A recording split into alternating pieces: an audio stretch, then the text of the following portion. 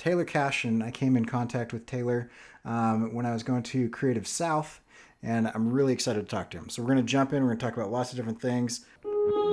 This is illo time.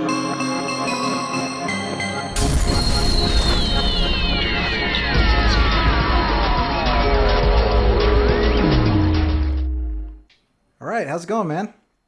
Good. How about yourself? Yeah, I'm doing well. Thanks for coming on. This is awesome. No problem. It's midnight over here, so this is great. I'm Yeah, enjoying the evening. I got to take a nap to kind of make up for the time change, so I'm pretty stoked. yeah, that's good. That's great. So, Yeah. so just a little bit of background for everybody who's watching here. We'll probably get some people here live, and then those that are watching in later. Um, I went to Creative South for the first time, and in 2019. If you're watching this years in the future, but it was awesome. It was phenomenal. And one of the things that I thought was really fantastic was somebody got sick, and you kind of like happened to have like a complete and totally legit like talk like ready to go right at the last Yeah. cynic. Ironically about kind of stress and The story's wild, man. It was a roller coaster.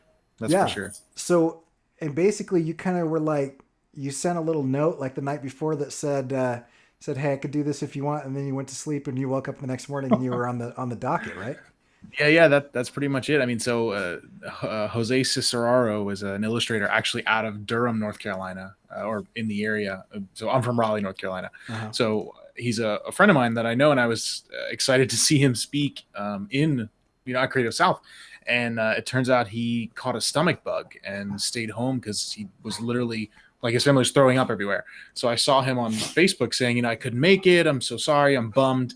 So I literally sent a text message to Lenny Terenzi and Mike Jones, the two of the people who work on Creative South, just jokingly saying, like, I have my deck ready, like, put me in, coach.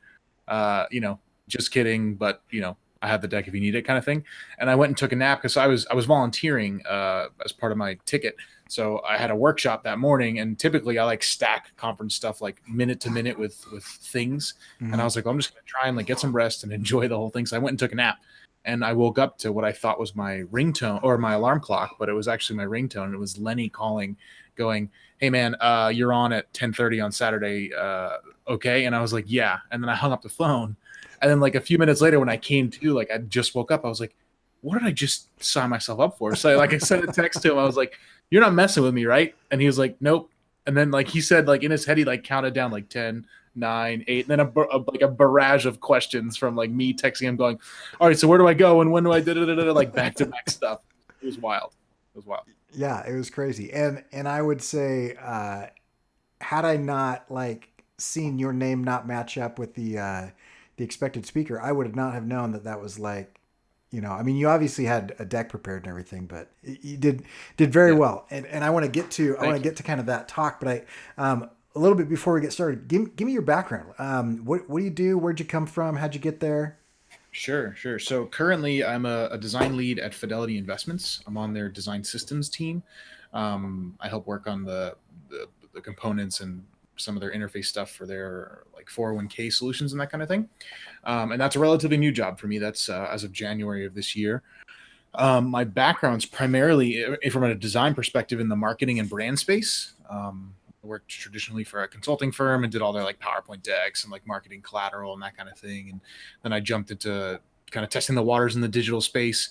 I worked for another firm in between then that had a lot of product design, and then I was kind of helping merge the marketing designers with the product designers because I was able to kind of jump between the worlds.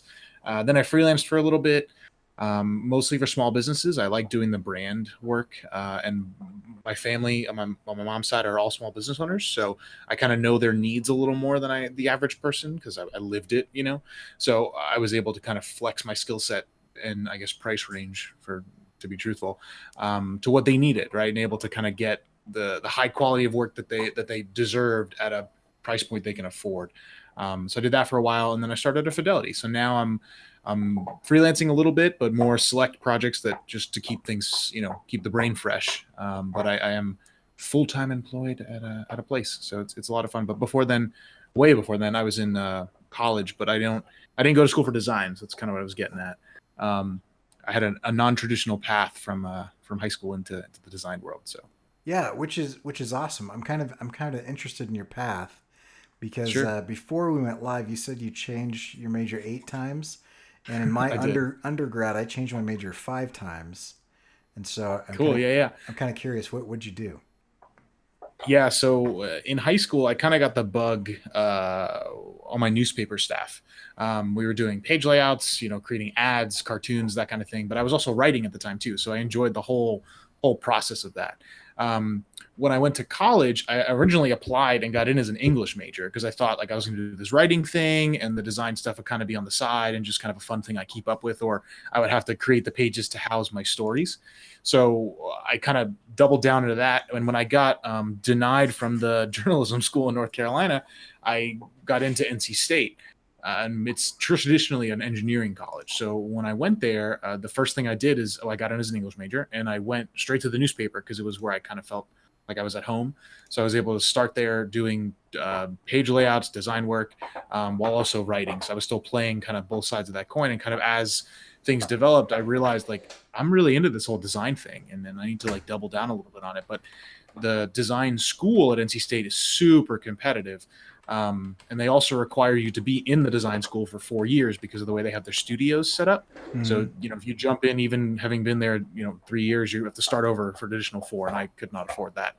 So I figured out that like the way NC State worked was they had their major specific courses and their like core discipline stuff that everyone had to take.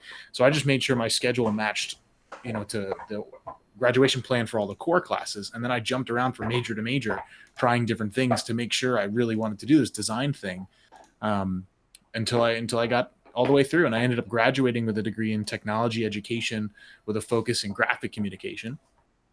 And that let me take an internship and do a bunch of design work that wasn't necessarily class related. So I was building a portfolio with real client work, um, even as a junior in college. So it was a lot of fun. And I only graduated a semester late, so I think that's pretty good. That is awesome. That's fantastic. And I Yeah. love I love that you were able to come into it sideways because one of the things that I love about like design and illustration and a lot of like the visual comm is there's no bar, there's no gatekeepers. There's are you easy to work with, and can you communicate visually well?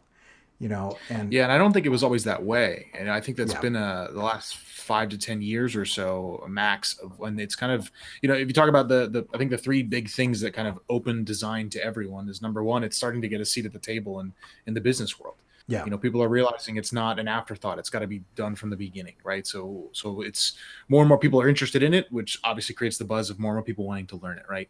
The second is the tools are just crazy. I mean, you've got free tools out there that you can literally build full stack apps. You can put together brand packages. You can make collateral at a quality that just was never there before, or cost so much money that you couldn't get to it, or unless you worked for a place or you got some crazy discount somehow, and it only lasted like for a 30-day trial.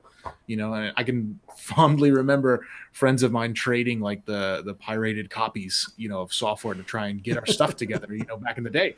And it's wild. And at that third tier is I think the design industry has evolved in a way where it used to be kind of cutthroat, right? It was all about the awards, and then my clientele list is better than your clientele list, and it's become a thing where people really really do want to help bring each other up because there's more than enough work out there for all of us. And the coolest thing I think is as you bring more people into the picture, you get to make more, right? You get to make new things. You're challenged in ways you may have not thought of. I mean, I think the coolest thing I was able to do while I was a semi design major in college as part of the education program is go and talk to other students and just see how their workflows went.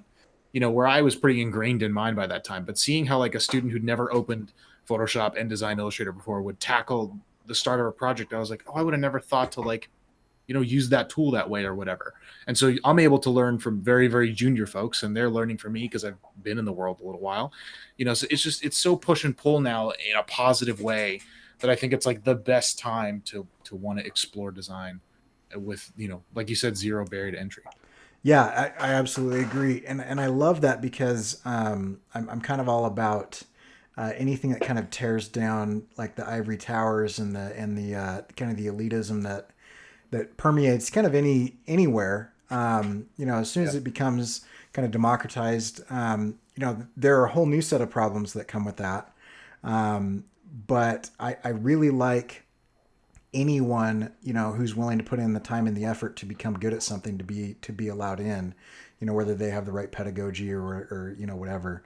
And so it's good because I went through and changed the major a number of times. I came out with communication, I went into video, and then I went into photography, and then I mean I kind of came in to design and illustration by way of kind of interest and side projects.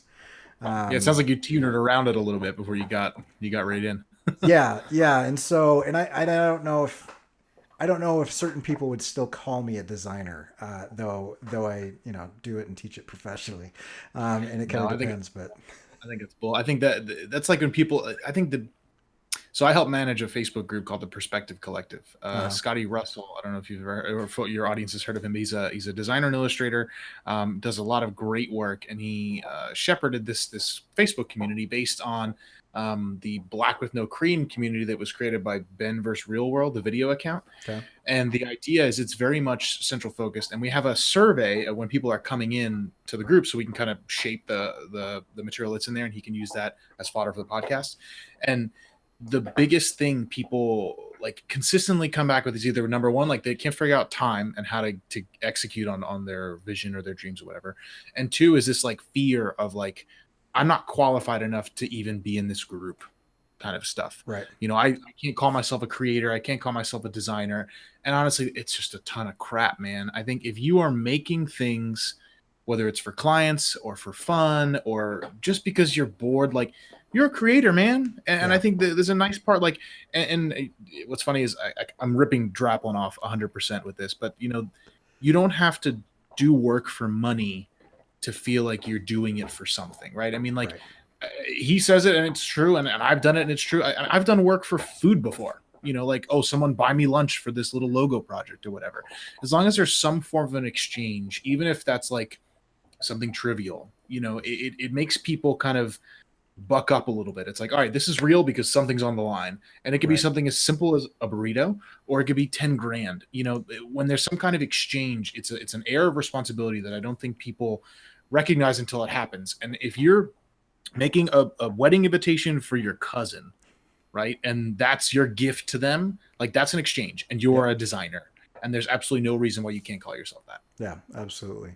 Yeah, I think so many of us in the creative space kind of suffer from or deal with kind of imposter syndrome, and a lot of people don't even realize that it's out there. It's a fascinating thing. The idea basically is that you think that you're the only one in the room that doesn't belong. You think that you're the only one in the room that is faking it until you make it, and that everybody else knows exactly what's going on. And the reality of the situation is that almost everyone in the room is feeling that way.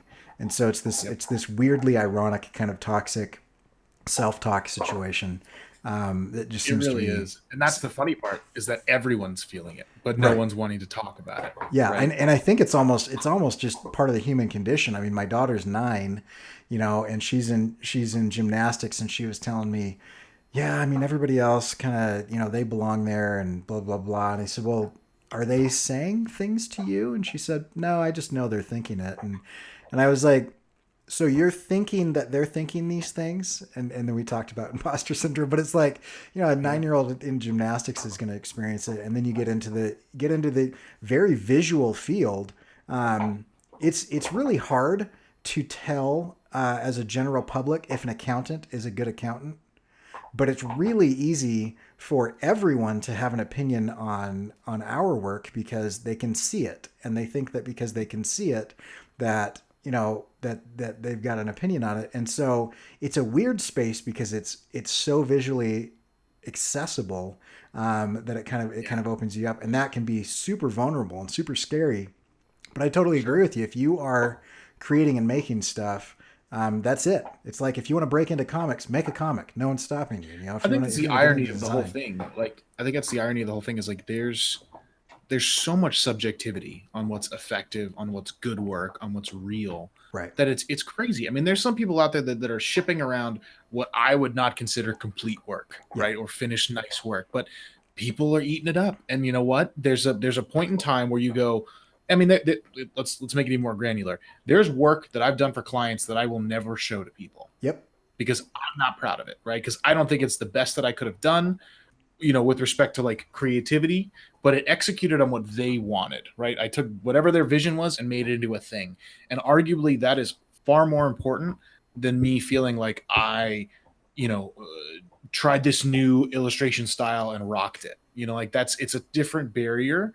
And I think even as designers, we can get into this like self-critical loop of garbage where we're just crapping on each other's work, looking for reasons to be like, you should do that better, or that can be pushed farther, or whatever. When realistically, like we forget, like we made something out of nothing, Yeah. right? And that in itself is pretty amazing. Even if it's a line on a page, to say that you can abstractly say that this is, the beginning and end of something because it's got 2 points. Like there's something to that, And I think we forget that that's how far we've come, is that we've gotten to a place where we can be comfortable enough crapping on that line because it's not thick enough or it's curved or whatever when we made it in the first place, right? It's just so wild to me. Yeah. Yeah. It's weird. And it's, I don't know. I think you could dive into the whole thing, on that, just kind of the toxic nature of that and everything. But it's so, here's the one thing that I have to say to everybody about that is, I think that there is a loud, vocal, and toxic small group of people. But most people that I meet that are doing this type of kind of creative work or whatever, are really awesome, really approachable, really cool. And in anything you're going to get kind of that elitist mentality. And a lot of times it's based on, either fear or, delusion of pride or whatever. But the majority of the people, especially at something like Creative South, most of the people that you talk to at Adobe Max, you're gonna get kind of the people who are trying to put some sort of class system into it over. But most of us are not saying the negative things that you think that they're saying about your work. And Chris Oatley says one of my favorite things about this is you're never as good or as bad as you think you are. That's the truth. And so if you think you knocked it out of the park, you've probably got some room to grow. And if you think you're the worst, you're definitely not as bad as you think you are. So, and that doubt can fuel like your evolution, right? I mean, like the more, and it's a dangerous position to be in, right? Because too much doubt can cause depression and a bunch of other things that can spiral out of control very quickly. But a little bit of doubt goes a long way because it takes you off your high horse. Yeah. Right. If you don't know that you're going to crush this presentation and you're going to walk into it and be like, every time I talk to people, whether it be like on a formal setting, like a talk at a conference or on a podcast, or even like talking to like at an AIGA event to like a group of people, like I'm always walking in there going, I really hope what I'm going to say to them, like, is actually of value. Yeah. And this isn't just me like blowing smoke up my own butt, like that it's real, that what I'm bringing up is enough for someone to go, you know what, I've learned something. But I think what that all teeters back to is kind of what you were just talking about, like with the people, like there's so many crappy people out there, but it's a small group of crappy people, right? And I don't care who you are or what industry you're in, like there is a tribe out there for you. You just have to find it. Yeah, absolutely. So I kind of want to talk about your experience. You've had a very unique kind of experience with something that I think we all deal with. And so to give you a little background, and I know that you've watched a little bit of the show and whatnot. But I came from kind of like we already said, kind of wandering around trying to find out, kind of what works for me or whatever. And eventually I came into illustration. I'd been doing graphic design and art direction and marketing for a living for a while. But I got into cartooning and comics and illustration and editorial and things like that. And I just felt like I finally came home. And for a couple years, I had this work. I because it made me feel like whole. I drove it too hard, and I would do these kind of like what I call like neuron activity, where it's all or nothing, and it would be like pedal to the metal until burnout, and then I would crash, and I'd be fried. And then I would jump into another kind of side project or personal hustle or whatever, and I'd just like not sleep for days. I'd go for a week at a time where I'm getting 3 or 4 hours of sleep every night.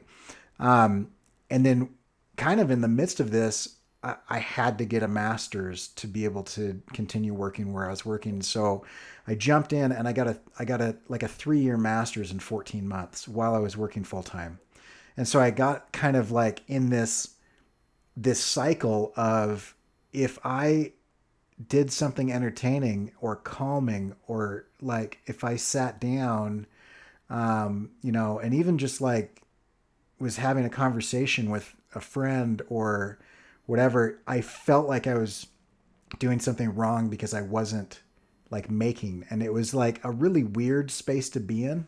And then another guy, Joshua Kimball, who started the 48-hour art check with me, was kind of going through a similar thing for different reasons. And we started this thing where we just checked in with each other every 48 hours.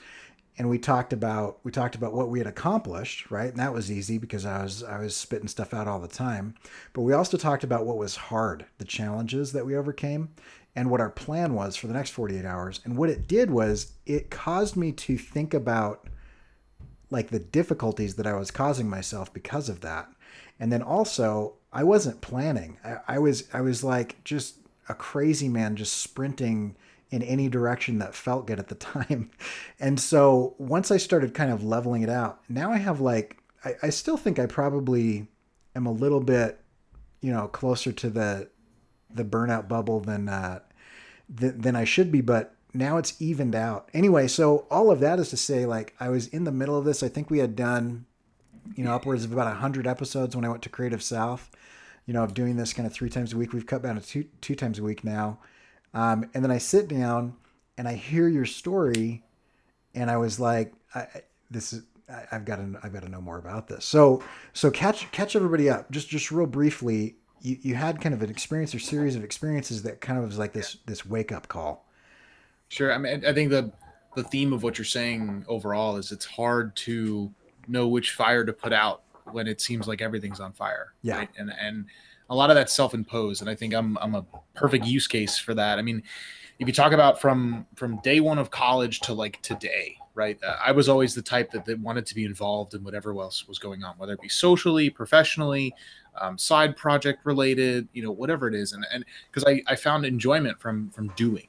Right. And I was never, I didn't grow up in a household where like your parents shipped you off to stuff, to stay busy, whatever. I genuinely wanted to be involved in tons of things because I liked, being included and feeling like I was doing things. And that set me up in a weird pattern of behavior where I felt like if I had free time, that I needed to be filling it with something. And that could have been a social event. That could have been a side project. It could have been client work. It could have been schoolwork, whatever it was. But I felt like I wasn't allowed to relax unless it was some kind of interaction or productivity or something, right? And it's a difficult spot to be in because number one, it's bullcrap, right? That's totally not true. You need to give Right. yourself time to breathe. But worse yet, it puts you into a pattern. The way I describe it is like, it's hard to recognize something as toxic when the output is seemingly productivity, right? Right. Like I had a habit, and I tell people this all the time. Like I never learned how to study, right? You talk about college, talk about high school, talk about anything educational. Like I don't know how to effectively like repeat and retain information that I'm not like wholeheartedly interested in. Right? You show me 10 shortcuts in Illustrator and I'm like a pig rolling in crap. Like I'm so involved and ecstatic, like that I'm in it. Like I could rattle them back to you. But if you're making me do math problems, like I have to do it right then and there. Otherwise it's gone, like in the brain, out the other. Yeah. And the problem with that is I leaned into it hard Right. all through high school, through college, through the beginning of my professional career. I left things as close to the last minute as possible, hoping that I could channel this like idea or state of like super creativity, churn through whatever I was doing because I was on this like creative high, and then output this project, right?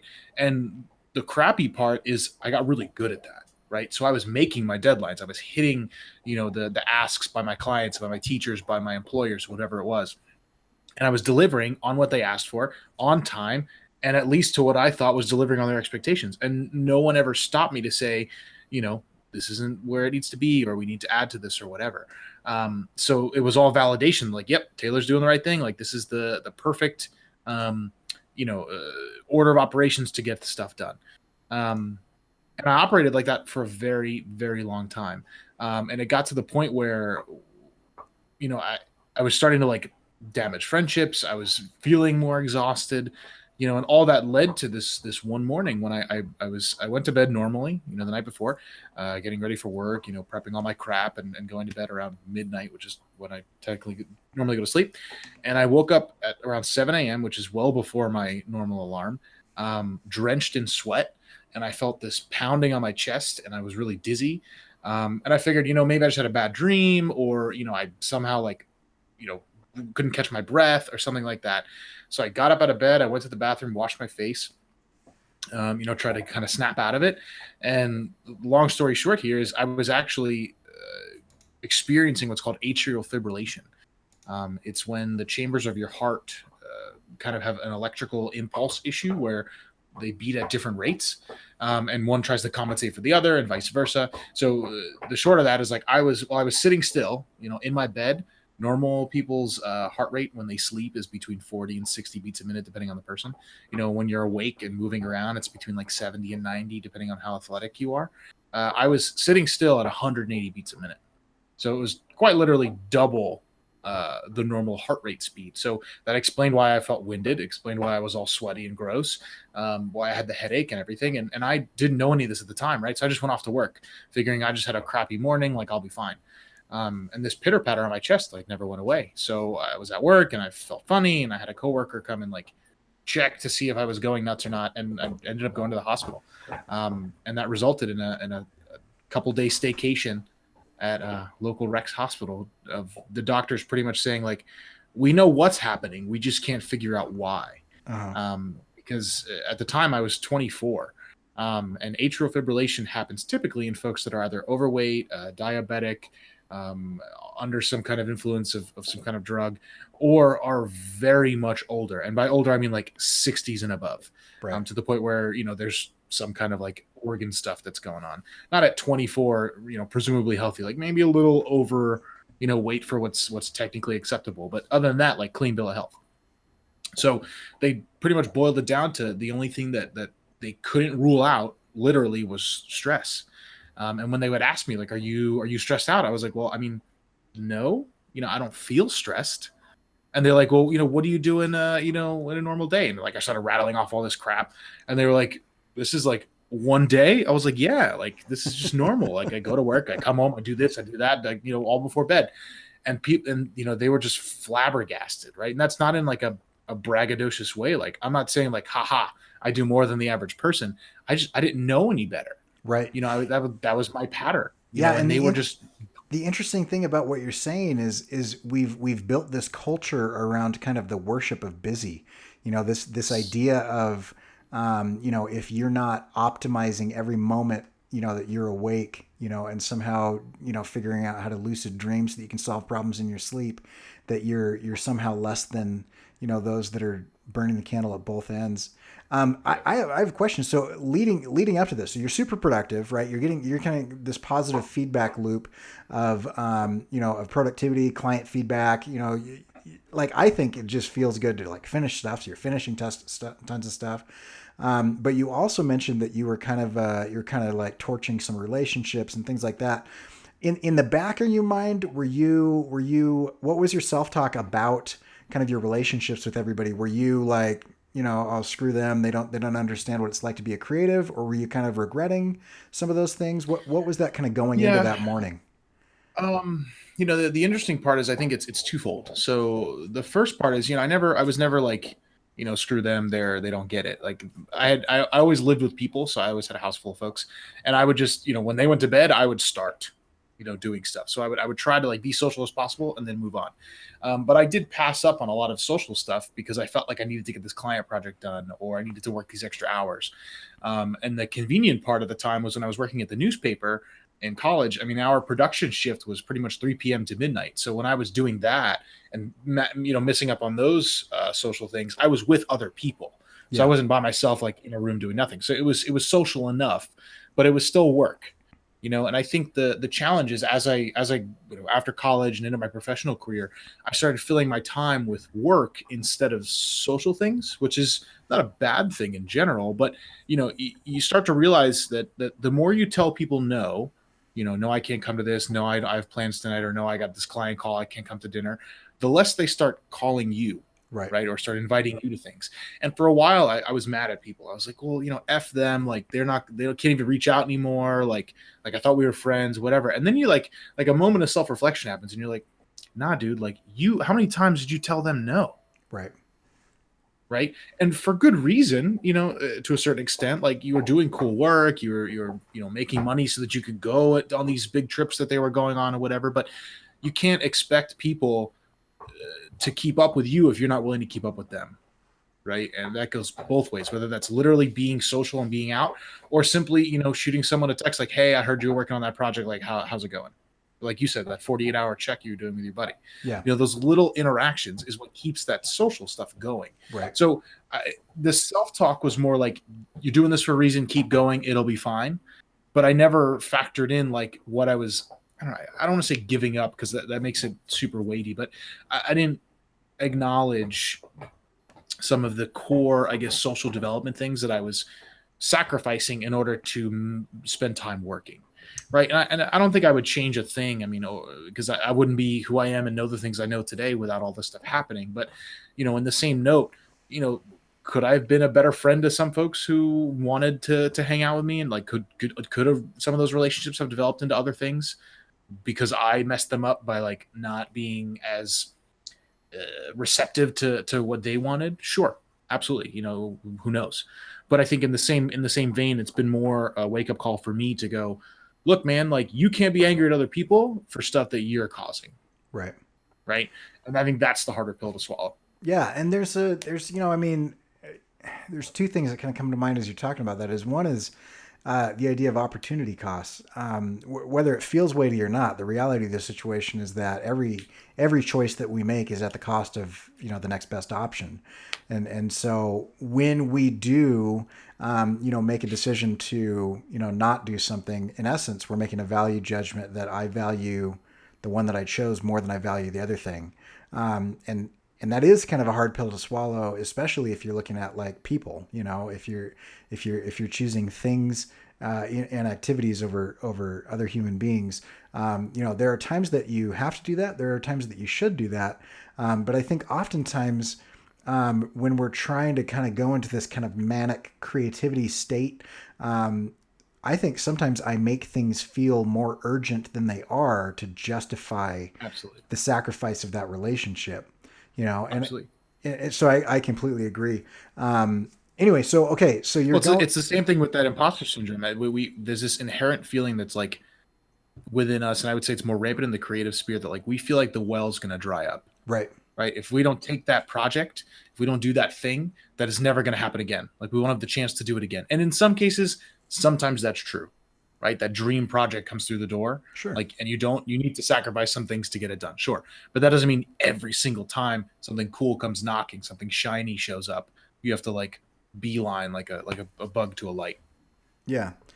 And if you make it feel like every opportunity is like, the best thing to ever come through the door, it does kind of skew your view of reality, and it makes it so that your behavior is kind of unsustainable. Yep. And I think both of us, I think what you experienced like medically is probably uncommon, but I think the road that kind of led you there, who knows that I wasn't heading towards the same path, but I think most young creatives today, I mean, you look at anxiety is on the rise. You look at people that are dealing with all kinds of weird, like addictions and things. Like, they're saying that there's a correlation between anxiety and depression that directly relates to Instagram.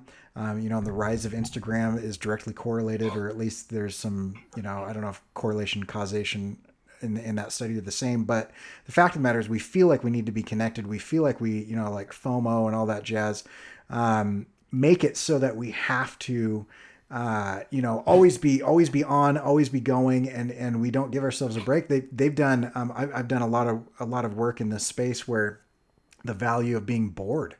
We're not bored anymore. We only have programmed time. Either we're producing or we're being entertained. But like, when's the last time most people who aren't just kind of crunchy granolas like just walked outside, in the woods or in the park or something? It used to be that humanity in general. I can even imagine the situation. But you think of this a couple thousand years ago, people would notice when a new star showed up in the sky. Like, how is that even possible? But like, there would be people and they'd be like, that star was not there last night. And that's a situation that as a species, we can't even comprehend right now, because we're in this weird churn of like trying to be machines, but we're still very organic, and to the point of like transhumanism, where there are some people that are like, I think I could like add this thing to my face that would make me more productive, or whatever. And it's like, there's all kinds of weird stuff going on. Okay, so you're in that space. You're at the doctors. They're saying it's stress. And where did you go from there? Well, the first thing I did is I grabbed my work laptop so I can email my boss saying I'm not going to come in. And that's a Yeah. true thing, to the point where the doctor was like, close the computer. You're in a hospital bed. And I was like, but I have a deadline at the end of the week. Like, I have to let them know I'm not going to be in. And he was like, you understand the irony of what's happening right now, right? And I just, it wouldn't compute, And I was like, okay, I get it, but like, I still have to let them know. Like, I have to be like good teammate. Like, da-da. He was like, all right, fine. You could do that from your phone. You could send a text message and call it a day. And I was like, you know what? You're right. Like, done. Right? Close the computer, tuck it away. And at that moment, I realized, like, I was like, oh man, like, that was my first reaction after all this stuff. Like, something's got to change. Yeah. Right. And some of that you can say maybe that was the employer, maybe that wasn't all self-imposed, and that's probably true in some respects. But I think at the end of the day, I'm to blame for this. The employer may have been a catalyst, or the people around me may have been a catalyst, but at the end of the day, I was making these decisions. Right. Yeah. I was the one opening the computer, putting pen to paper, making this happen. And it made me rethink everything, right? And whether we're talking about workflow, talking about the people that were around me, talking about my independent choices and what I was doing, how I was spending my free time, what it meant to be bored again, what it meant to have self-imposed deadlines for arbitrary things. Like I started like making stickers because I just wanted to see what it'd be like to like make a sticker, number one. Number two, see what this style would look like when it was printed, kind of thing. Yeah. And I tell people, like, I have this really bad habit, which of monetizing my hobbies. Yeah. Right. Like, I wanted to print this sticker because I thought it'd be fun. And then someone was like, oh my God, can I have one of those? I was like, yeah, sure. Like, I printed a dozen of them. Like, you can have one. And then it was like, oh, my friend wants to buy one too. I'm like, well, I didn't sell it to you. You can just give them one, and it spirals into, okay, maybe I should sell these, and then boom, now all of a sudden there's another thing I got to track, where I got to put up online and keep track of and market and whatever, when it was just supposed to be this fun little thing. Right. And that same construct, that process could be applied to everything that I was dealing with, at the time. So like, I had to figure out, like, all right, how do I break this chain, right? How do I, number one, stop this productivity loop or seemingly productivity loop that I was doing all this great stuff, right, in this time. Number two, how do I, number one, reestablish the relationships that I, neglected, and or cut off the ones that were really just not, they were toxic in some way, shape, or form. And then three, how do I figure out, with all of that, time for myself? Like, I'm an extrovert, 100%, and I recharge around people. But I've realized more and more that, like, there's value in, turning all that off and just being alone, whether that be to play video games, watch a movie, read a book, just sleep, like whatever it is. There's value in that time. Which is also kind of a hard thing because, I'm a very social person. I like working with people. I like being around people. So taking all those things into consideration, like, everything about what I was doing in work and in life needed to be relooked at. Yeah. And that was just like an astounding kick in the nuts that I was not expecting on a Tuesday. So did you, I feel like the phrase existential crisis gets thrown around loosely and with no meaning. But I mean, I think what you're actually experiencing there was an actual existential crisis. Like, you basically had to redefine how you felt about yourself and your activities and your place in the world, which is Yep. crazy, right? To be forced to do that. It's like I'm trying to think of an analogy, but I mean, you perceived yourself a specific way. You had both neurological and chemical and external feedback that reinforced that super heavily. Um, and then basically the doctor says, if you don't stop doing this, you're going to like your heart's going to explode. Yeah. So My body was like, all right, cool. Thanks for doing this without consulting me. right, And you know yeah, what? I'm sick of putting up with your bull crap. yeah. And was like, nope, we're gonna hit the restart button and you're just gonna have to deal with it.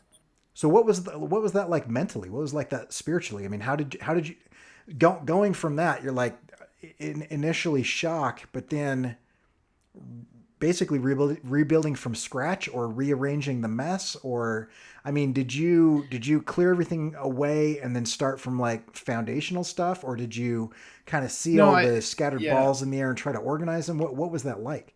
it's a little bit of both. I think the hard thing is this wasn't like a broken leg, right? People Right. couldn't see it. So a select group of people knew I went to the hospital. You know, they all knew I was out of work. And, you know, the rumors kind of spread like, why is Taylor not showing up to the office? You know, why did he cancel all this stuff? You know, that was just in the 1 week of like when I went to the hospital till I needed a few days to recoup from being stuck in a hospital bed. You know, Yeah. they were like, take the rest of the week off kind of thing. And so certain people showed up at the hospital like to kind of see what's up, you know, see how I was doing, which was I was very grateful for, you know, and they kind of reported back to the other groups that were interested in asking and whatever. And you know, I got a bunch of phone calls, but I'm very grateful for all of that. But I think I didn't even absorb what was happening for a good while later. Like I knew what was going on and I knew like I had to chill out. And having missed all this stuff like deadlines because I was out and whatever, like gave me a good excuse to put pause on stuff. But I mean, immediately when I got back, it was like, all right, how do I monitor this thing? Like, how do I keep track of it so that I can tell when I'm getting too close, you know, to being too stressed out or whatever? Like, what can I do? Like, first thing was, all right, Interesting. ditching coffee. Like, I need to nix that. Second thing, I need to figure out how to monitor this heart rate, right? So I can tell if I'm slipping into this AFib thing again. Because I Yeah. didn't know if I've been doing it before and I just never noticed, you know? And so I started to like try to figure out, like, all right, how do I dissect this so I can make it manageable and trackable in a way that I can at least find some new semblance of order, right? And so the first, you know, couple weeks, it was just like, all right, doctor's visits, and I was taking this new medication, and I took a little bit of time off from work just to kind of get myself resettled. Mind you, all of this happened very much around the time where I just closed on a apartment. So like I had just like got this apartment that I had no furniture and stuff in it. Like I just bought it. I was doing all this stuff and I was working. So I took this break to kind of reset like on my own. I took a week off and also to kind of like, all right, like I've got this new home. I need to make mine and I need to make sure that I do it in a way that doesn't also, you know, create this behavior again. Like I used to have my desk in my bedroom. Oh You know, yeah. my office was there, so there was never a break. And I, you know, my excuse was I use the TV screen or the computer screen as a TV, so I can like watch movies and whatever. But also, work is right there, and then I Yeah. can just go to bed, you know, or whatever. So first thing was like, now I have this extra room in my new place, like that's going to be my office, so I can literally close the door and be done, like disconnect. Yeah. And that was like the first thing, like I actually realized, like, oh, this is giving me a spot where I can literally turn off, like that's helpful, right? That was kind of big change number one. Um, I went out and bought an Apple Watch because what I was realizing was I, whenever I thought I was flaring up, like or getting anxious or whatever, I would immediately like check my pulse, like assuming the worst, that I was just going to all of a sudden get into this AFib rhythm and Right. I'd be screwed. And it got to the point where it was just ridiculous. Like I was like, I could have like farted and been like, oh my God, I'm in a weird rhythm. You know, I Yeah. need to check this. And it was toxic. So where normally technology would create this bad habit, I figured, all right, if I buy this Apple Watch, which I didn't want to do, like I've always been of the frame of mind, like an Apple Watch is useless. It's just an extension of your phone screen. I don't need to be more connected. Right. But I was looking at all these like devices and like, what can I get that will do the heart rate thing for me without me having to manually check it? Yeah. Right. And there's tons of devices out there that are very expensive that are mobile echocardiograms, which is that big thing they tack on to do your heart rate. And I didn't want to, you know, dive too deep down this hole because my cardiologist was like, you don't need any of these things. Like you will be fine. Like doing the manual checking, it might be annoying, but it's perfectly functional. You don't need to spend all this money on this stuff. But I was like, all right, maybe I don't need to spend all this money, but I need to get something that will take the edge off. You know, it was an addiction. Like I needed to find something that would fix this problem. Right. So I bought the Apple Watch because, you know, number one, it had a heart rate reader on it that was pretty reliable. And there's a bunch of articles about how it was, you know, from the Heart Association that it was, you know, decent and whatever. it was an extension of my Apple addiction, so it just worked in the ecosystem. And I was like, well, it'll solve some issues. So I got it, and honestly, I'm very happy I did, because it in my head I was able to go from I need to check this all the time to if there's an emergency, this device will let me know. So Yeah, it took some of the so that's interesting because at first when you said that you got that, I was wondering whether you were doing that because whether you were doing that so that you could come right up to the line but not cross it. But in actuality, it kind of took that off of your mental plate, and so yeah. you I were think I was it offloading a was process, kind of freeing you yes. up. Yeah, it was less how do I get stressed enough before it becomes a thing. It Yeah, was more how do I figure out when I'm stressed, because I didn't even right. know when I was stressed, Yeah, because it was stress was normal to me. Like I couldn't measure it in my mental space to be like, oh, I'm stressed out right now, unless I got like a headache or I was getting antsy about something. Like that was the only clear signature, but it was right. very obvious that I was not able to figure it out considering all the stuff I was working on. Yeah, Right. So this device gave me the ability to say, okay, I can look down at any moment and click, view heart rate, and it'll tell me the current thing. It'll also track all this data. So if I ever have a problem, I can just turn it over to the cardiologist and be like, here's the problem, fix it. right. Or if I was in this bad rhythm, it would ding or notify me or whatever. So it Yeah. actually took a lot of stress off my plate, which I did not expect originally. So like kudos to that. But Yeah, that's awesome. And I mean, if those watching, if you haven't experienced something terrifying like this, I had a thing, kind of unrelated, but my response is very similar, where for whatever reason my brain started swelling up. They still don't oh know no. exactly what was going on. It is the most painful experience ever. But basically, I was out. I was like out, and they like medically put me under for a while because it was just my brain was just pushing on the inside of my skull. Holy crap. And now, yeah, and I'm sure I don't know. I'm sure I'm doing something wrong, but I don't know. I haven't figured it out. But that was like 10 years ago, so I'm fine. But Sure. now every time I get a headache, uh, I think that it's the beginning of another two Yeah. weeks of like blinding, excruciating pain, and it's this weird kind of like triggering thing. So though my experience is different, I kind of know what you're talking about with like checking the pulse and whatever. Because as soon as I get a headache, I'm like, oh crap, my brain's swelling. I've got whatever, Yeah. going on, and so that's kind of an interesting thing, and it's awesome that you're able to find a way to kind of like take that source of anxiety and just like I'm going to use this device to just offload this and put it off. Offload That's it. Yeah, that's yeah, exactly what it was. And I'm thankful that like heart rate is measurable, right? I right. don't know how you'd measure brain swelling. Like I can't even imagine what that would even entail, When it hurts to or it's think, even possible. Yeah, yeah, I don't know. I don't know. But It's terrible. yeah, I bet you it's wild. And I think there's two things to that. Number one is like the heart rate's readable and trackable, right? Yeah, And that's a beautiful thing, because there's so many pieces of technology that can help you with that. And I was able to kind of offload that stress to the device. That way, if it, I mean, who knows? Maybe it wasn't actually reading my heart rate, but I thought it was, right? And that was enough right. for my brain to be like, don't worry about it. But the second thing to that is like, and this goes for anybody and anything, like your body will tell you when you're making a mistake, Yeah, right? And sometimes it'll be too late, right? Where you've already gone past the point of no return. Or sometimes it'll be like right as you're on the cusp, and sometimes it's anywhere in between that. But the point is like the more in tune you are with how you are normally versus how you are when you feel funny versus when you're anxious versus whatever, the more self-aware you are, the better off you'll be. And the hard part about that is that the flip side of that, it can very quickly put you in this trap of like, am I overanalyzing everything that's going on with myself? sure. Right. And I fell into that. And that's kind of where the Apple Watch picked up, because I was checking the pulse every 10 seconds, and everyone asks, are you okay? Are you feeling funny? And the answer is always like, no, I'm keeping data for, myself or whatever, which was bull crap. But I didn't want to explain like, oh, I'm Right. feeling nervous right now, Yeah, I'm freaking or myself I'm out. right. And it was very like a few people noticed, like my mom and a few close friends were like, we know you. This is bullshit. Like you are lying right now, Yeah, you know. But I don't think I was ready to come to terms with that. And then the yeah, Apple Watch gave me that sense of security.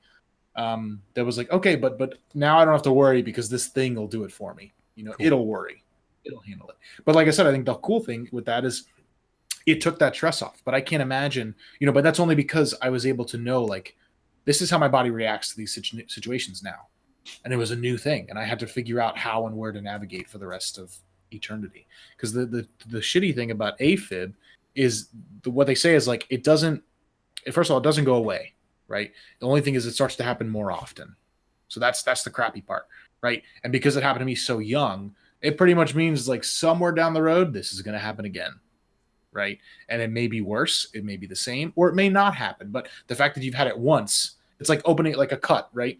You open a cut in like a really like a joint area, like in your in your crease of your elbow or something. The chance of it reopening is very high, right? It's right there because you have that cut in the first place. So I'm already attuned to like knowing like, all right, so a stroke could be in my future, right? Because of this, right? But on the same note, AFib itself is not life threatening. It's life annoying, right? Because it doesn't actually do anything to you.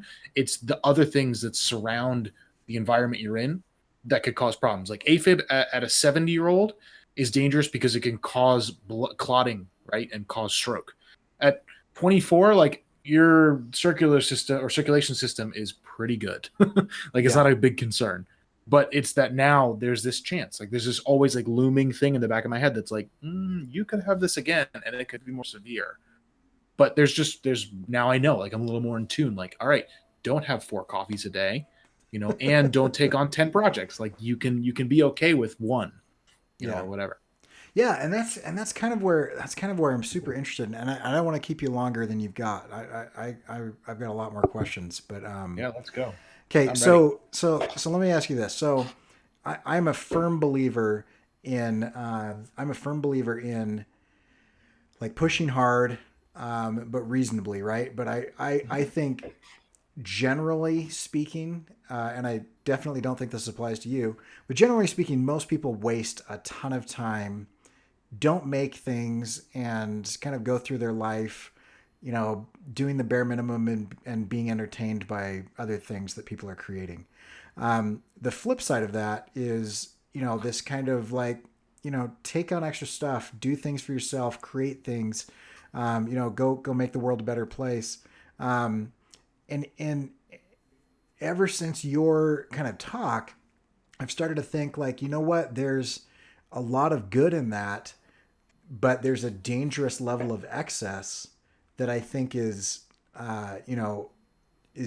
bad, almost equally or more so than somebody who just doesn't do anything that should be doing something. So the question I've got is, you're still making things. You didn't like change jobs to go do something, where you could just punch a clock and, like you're still in this creative career and you're still making things for yourself. Do you have like a set of rules? Do you have like a system? Do you have a kind of a feeling? Do you kind of play it by ear? But how is it that you're staying productive, staying creative, but balancing this kind of new way of thinking and doing? Yeah. Well, I think before I even get into that, I think it's important to realize, and I think acknowledge that like the 2 types of people you mentioned, the world needs both. Yeah. Right? They need the people who have the potential that don't want to, right? Because that empowers the folks that do, right? And I don't mean that in like a lazy people need to exist kind of way. I mean it in like it's okay not to take action all the time. Sure. Right? You can be okay passing a bunch of things up. If it's ultimately hurting yourself, I would argue you should probably, look at that in a different way. But there's a niceness to like, I'm trying to say this without sounding pretentious, but there's a niceness to not knowing, right? To having a blind eye. Like there's a blissfulness to, being at a beginner state of mind. Right. Right. Because once you learn more and you know more, you kind of get hardened to things, and that often can lead to bad choices. What I'm talking about with that is not everyone, but I'm talking about if you feel called to something, for lack of a better phrase, if you feel a pull to make something and you numb that and deaden that or ignore that, 100% agree. You're doing the universe yourself is a knocking. huge disservice. Open the door. Yes, absolutely. Yeah. Absolutely. So, but to answer your second question, I think for me, I had to put a filter on my life. I had to decide with work. Let's just start there, right? I had to figure out, number one, is what I'm doing fulfilling me, right? In some way, shape, or form, because I don't think your day job has to be your dream job. I really don't. I'm a believer of like, you can go to and clock in at a 9 to 5, get money so that you can pay your bills and live a decent life, and then let your outside of work stuff fulfill, that itch that you have to scratch. And then maybe eventually Absolutely. you can maybe make that your full-time thing, but it's not required, right? Yeah, and I love that you agree that it's not required, because I hate the idea that money validates your art. Absolutely. Money, And on money top of is that, not everyone should go ahead. Sorry. no money is just a thing. Money is this giant group delusion that we've all agreed has something, and what all it represents is what you were talking about earlier, is the value of exchange, and that exchange doesn't have to be money. It's the Yes. easiest to measure, but I mean, if you're producing something and it makes you feel better about your life, that's an exchange of value with you and the universe, or you and those that are enjoying your work or whatever it is. Just because you're not making $50,000 a year doing that thing doesn't invalidate that thing at Absolutely. all. You can make money doing a million things that Right. you probably don't want to do, Right. right? If you want to be an artist, fantastic. You have to clean toilets to do it? Great. Guess what? Suck it up, right? That's that. If you're an accountant who loves to draw and you're really good at accounting and that's what you're getting paid to do, so what? You don't have to quit your job and open a freelance business. Yeah. That's not the right thing. For some people it is, but it's not a one stop fix all. And that's part of one of my biggest issues with like some of the motivational speakers, the conference market is like all these glamorous slide decks of here's all these fancy clients I did work for, and here's all this magical work I was able to produce outside of the day job, and da da da da da. And then we remember that like part of the reason those people are here is because they have to show their work more than the average full timer, Right. right? Because they have to be out there and active, or they get run over by those who are. Right. And I was talking to some other friends last week about like they're like, well, why do you think the speakers, a lot of speakers in general are of that mindset, and it's not like in-house people on the stage. And my gut response was because I think they have more time than the in-house folks. Like they can choose to order their day in a way that's like, I'm gonna spend the first 2 hours doing this and the next 2 hours doing this and the next 2 hours doing this. Where like when you punch in, punch out, so to speak, even if it's like a remote job or whatever, like you have a set of tasks that's often driven by business decisions that are somewhat and sometimes out of your control, Yeah. right? So you have to execute. But and then the interesting part to that is like when the conferences come knocking and it's like, oh, okay, who's got presentations ready? It's the people who've had time to work on them. Yeah. So it's the freelancers, right? Those who've been able to structure their schedule in a way that works best for them. But it's not always the right path for everyone, Right. right? So that's a tangent. But Yeah, uh, well, and real quick, a good example of this, good friend of mine was an artist, and was also just one of the most intelligent people I know.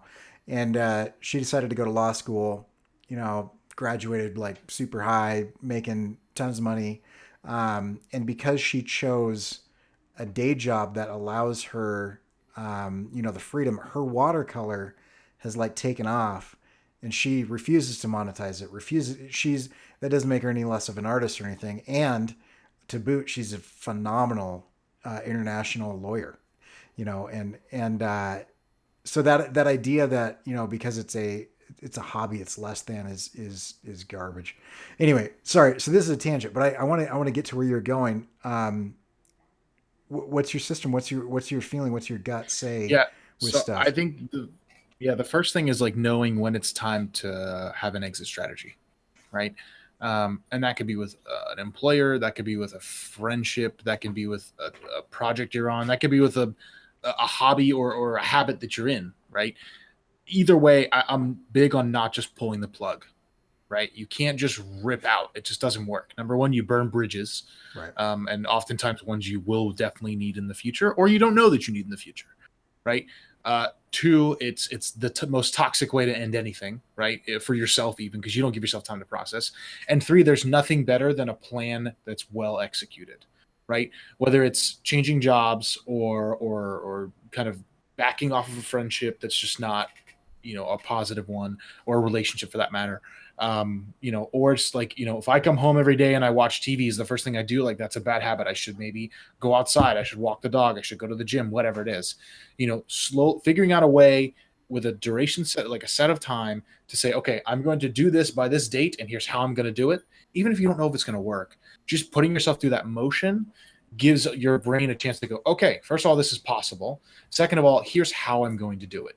It's not like a ripping the Band-Aid off and all of a sudden everything's changed and your life's been upside down. Like you have the time to process, here's how I get from point A to point B to point C to eventually get to Q or whatever it is you're going for. So exit strategy, right? And it's okay for that exit strategy to fail. It's also okay for you to change your mind, right? So long as you're not always going back to the toxic behavior that you were trying to leave in the first place. And I say all that knowing that that's often the hardest thing to address. Yeah. Right. When you're like, what do I need to fix? What do I need to fix? Like the first thing for me wasn't like, oh, I should maybe change jobs. Like that wasn't the first thing that came to mind, but I got there eventually. I was like, okay, well, I've already tweaked this. I've tried to tweak this. Like maybe it is the job that needs to change. Maybe it is the atmosphere. Maybe it's whatever it is. And for me at the time, it happened to be my job. A lot of great people work at the place I was working, but for me, it was just I outlived the time the universe wanted me there, and it was time to move on. And that was the first step for me in changing my lifestyle, because that was the bulk of our time is spent at the workplace, right? Generally, and that oftentimes will bleed into the way you make decisions, the way you go and do things outside of the workplace. Not even just talking about like your hours spent. I mean, like your thought process, right? Like you start getting into the habits of like, if you're drinking, crappy coffee every day at work, you start buying crappy coffee at home. You know what I mean? Like it's just a thing that happens because it's habitual. And it's a self-identification thing. I mean, you meet someone, and one of the ways that we define ourselves to other people is what we do for a living. I'm this, I work here, and it's a huge part of our life, and including the way that we think about ourselves. Absolutely. And then, you've got coworkers and managers and whatever that may or may not be, serving their interests, your interests, whatever it is. And so the first place is always now when I think, okay, what's my environment, right? My environment is my workplace. It's my personal life at home that does not include other people. And then it's that personal life that includes other people, right? Yeah. It's those three things. And then the fourth often that creeps in is like, what are you doing that may or may not be of interest to you that you'd like to try doing more of? Like for me, it was fishing. Like I have so much fishing gear, it's ridiculous. Like I could literally like staff an army because I've always bought the new thing, or, someone gave me something that they were using or whatever. And I'm generally speaking a pretty bad fisherman. Like I'm awful, but I enjoy it. Right. And it's just relaxing, like being by the water. Like it's just something I like doing. And I like try to make it a goal. Like I bought a kayak 3 years ago and it's literally sat underneath the crawl space in my house for 2 years untouched. Uh-huh. I spent $900 in this thing because I was like, oh, I'm going to get the best one. It's going to be great. And I used it 4 times and then it sits there.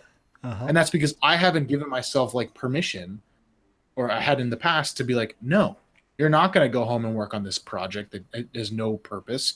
You're going to go and just like relax a little bit and take that kayak out or go fishing or whatever. So I use fishing as an example because it's the thing. It's the unattainable for me in a lot of ways. And I get to go every once in a while, but I should be going more. And the reason I should be going more is because it's relaxing for me. Yeah. Right. For some reason, like going through the motions of putting crap on a hook and throwing it out there in hopes of a fish biting it is like enough for my brain to wind down. Yeah.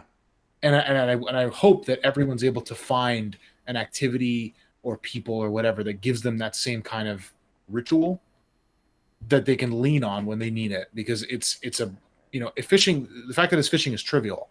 It's the fact of what it does to my mental space that's important. Yeah. Yeah, exactly. And I have fished for survival, but never fished for entertainment before. But it has all the markers of an activity that really allows you to go into what neurologists call the default mode network, which is that state of restful wakefulness that's so important, because it's super boring. It's not programmed time. There's nothing there like trying to influence the way that you're feeling through music or visuals or whatever. And then it's a mundane task that doesn't really take a lot of high processing cognitive power. And so that totally makes sense. For me, it's inking. because I don't need to think a lot about the inking. I've done a lot of the problem solving in the penciling stage, and so it's kind of along those same lines. But what inking doesn't have that fishing does have is like being outside, and being in the sun and in the wind, and the change of the smells and sights and sounds and everything. So yeah, so that's awesome. That's Yeah, great. and I think it's funny you bring up inking because that used to be my ritual, Uh huh. right? And then I ended up turning it into something that it didn't need to be. Right. And I think that was for me. It was tangentially the fact that it was too correlated to my work. Right. And given I've never truly called myself an illustrator, or a comic artist. I've never done comics. I like doing some new hand lettering stuff. That's fun. I like monoline illustration, but most of it's computer based. So I've been trying to get back to the whole pen and paper thing. But I would keep sketchbooks, and I would end up putting too much pressure on myself that the ink wasn't laying right, or it became, instead of relaxing, it became a task that I had to finish. Right. So I needed to separate the creative work from the thing I was doing. And when you take that out, I mean, arguably you can be creative with the knots you're tying on your fishing line, but there's nothing correlated between the two, Sure. right? And the biggest kicker for me is like I think control freak's a strong word. I like to consider myself well prepared, right? I like to think through scenarios before I get to them. I like to make sure that there's an exit strategy that I have when I show up to give a presentation or talk to somebody. Like I know what I'm going into. I like to make sure things are defined. But fishing is completely out of everyone's control. Like there could be no fish out. Right. The weather could have decided that they're going to sleep longer. Like you have zero control over any of that. And given you can influence it a little bit, like with the type of bait you use or whatever. But realistically, like you're above the water. You have no idea what's going on down there at any time. Yeah. You don't even know if the lure you're using is doing the right action or whatever. And to me, there's like a weird, like it makes me a little anxious because I don't know. But in the same part, it like relaxes me because it's like it's completely out of my control. Like I'm Yeah. just going to let it happen. And that's a weird feeling for someone like me who's like very much like, okay, I like to work in a box because I can control what's inside the box. And extraneous, conditions don't make me nervous, but I like to be able to plan for them in some way, shape, or form. And fishing is the complete opposite of that. Yeah. Okay, I'm gonna rescind inking, and I'm gonna say, and this is gonna be weird. I'm gonna say motorcycles and yogurt. That's my That sounds go-to. fantastic. So and I'm realizing this as I'm listening to you describe this. Um, I will often, several times a week, hop on my bike, go in the most random route, and then on the way back grab some frozen yogurt. That's my thing. For that's I that's love it. that's my fishing. That's what it is. Okay. So Yeah, yeah, it's not there you inking. go. Though I do enjoy inking, but I think And you can that's enjoy great. And creativity there's too. a quote that's in my talk, and I feel dumb for not remembering who said it right now. But there's it's a meditation practice instructor, kind of like a neurologist of sorts, who says that like meditation is not sitting with your legs crossed, saying om until everything melts away. It's finding something of repetitive nature that brings you joy that you can replicate in sequence, and that Right. everyone should find some kind of meditative practice, albeit karaoke or riding motorcycles or fishing, that after a certain series of actions brings some sort of like aha moment for you, and Yeah. that they should lean heavily into that, because that's the thing that'll allow your brain to go, I have time to process now, because it's always moving, right? Your brain's never off. I don't care what Right. anyone says. And whether you're high on, or wasted or sober, it doesn't matter. Like there's not a moment where your brain's not doing something functional, Right. because often drugs and stuff are used as an escape to turn that off. I don't think there's a moment when you're not processing information, but you can give your brain an extra power up by not giving it something to focus on in the forefront, Yeah, right? and they've And and that they've could be, done they've done yeah, brainwave studies. Your brain goes into hyperactivity during downtime, and so yes, it'll like in a normal problem solving mode. Let's say that's whatever, that's stasis. When you're being entertained, you actually have less brain function than you do than problem solving, right? Which makes sense. You're not having to yep, like think through things; it's being thought for you. But if you go into a state of boredom, your brain actually begins to recount all kinds of things, but it gives you it increases your creativity, it increases your empathy with other people, it increases your long-term memory, and it increases your ability to make what they call the rich connection network, the ability to learn new things because you have the time to connect previously unrelated ideas together into this mesh so that when a new idea comes in or a new idea is unconnected, it's easier to connect it to the mesh of what you've got. Without that, there's a lot of people that are theorizing at this point, and they don't have studies to back this up. But there are a lot of people that are theorizing that mental degeneration later on in life is due to not enough time to process things in this kind of downtime and not getting enough sleep. So Alzheimer's and stuff like that. If you can imagine like taking an engine and you run it at like redline RPMs, like 24 hours a day, that's what a lot of us do to our brains if we don't stop and relax and do something that allows, what that meditation guy was saying, this kind of repetitive downtime process where you can kind of, do all of those things. And it's like if you have a fight with somebody or whatever and you walk away and you don't immediately put earbuds in or something, what do you do with that? You replay that event, that conversation in your mind, and you always come up with the perfect thing to say. It's because your brain has the time to process those events. And what it's trying to do is it's trying to decide, how am I going to solve this problem in the future? And if you never stop to do that type of thing, then it's just like running that engine at full RPM, like all the time. It's just going to break down. I call them poop thoughts. It's that moment, like, why do you always have the best ideas when you're taking a poop, right? When you have no access to write it down, you're supposed to not have your phone on you, right? Or even in the shower. When you're not near technology, when you're not near, it's like your brain has a moment to breathe. Yeah. Like you're giving it a chance to just do nothing because you're doing some sort of remedial task that the order of operations, and you can literally do it blindly. And it's like people need to lean in and embrace the idea of like, poop thoughts are good. Like you want them all the time. Like you want to be able to take a break, let your brain do what it needs to do. Like there's immense value in even like setting an alarm clock, or timer on your phone at 2 p.m. every day at the work day. Like you get up off your desk, you go walk around the building, you come back inside. Right? It's like a 3-minute, 5-minute thing, but it gives your brain a chance to turn off, process, and then get back into gear. It's like going into idle.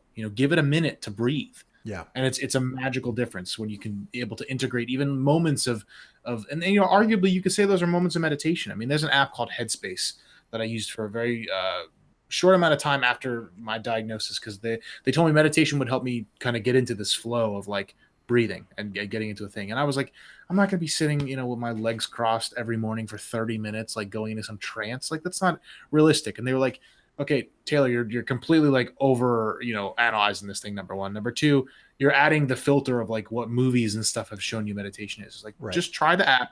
We promise it's a whole different thing. And what the app begins, it's like, all right, we're going to do this for 2 minutes. And I was like, 2 minutes? What's that going to do for anybody? And it starts, it's like 2 minutes. Then after week 1, it's 3 minutes. And after week 2, it's 5 minutes. And then you realize a month later, you're doing 20-minute meditations. Yeah. Like it's nothing.